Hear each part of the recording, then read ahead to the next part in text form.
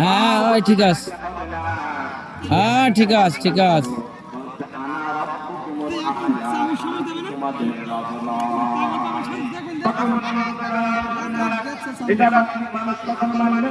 আমরা সময় কোথায় ছিলাম, কোথায় ছিলাম, কি করে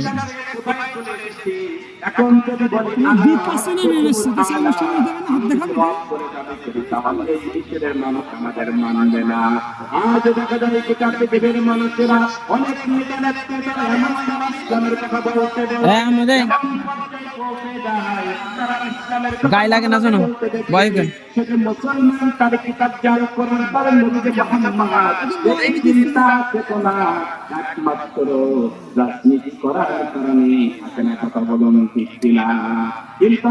পুত্রদয় তোমরা শোনো, এই দুনিয়া অনেক দল থাকবে, অনেক মত থাকবে, কিন্তু আল্লাহ তাআলা সেটা না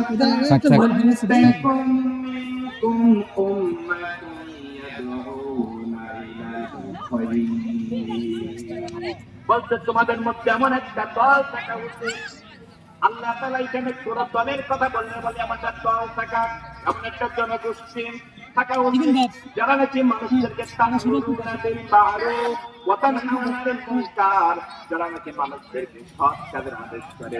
এখন আপনি প্রশ্ন করুন, আপনার চক্ষুতে আপনি দেখুন, যারা সৎ কাজের আদেশ করে, যারা ভালো কাজ করে, তারা কোরআনের মাহফিল দেয়, কিন্তু সমাজে এক শ্রেণীর মানুষ আছে ভালো লাগছে কোরআনের মাহফিলকে বন্ধ করার জন্য পায়তারা চালাই। কথা বলুন ঠিক কিনা? ঠিক কিনা বলেন? এই কোরআনের মাহফিল তারা বন্ধ, কোরআনের মাহফিল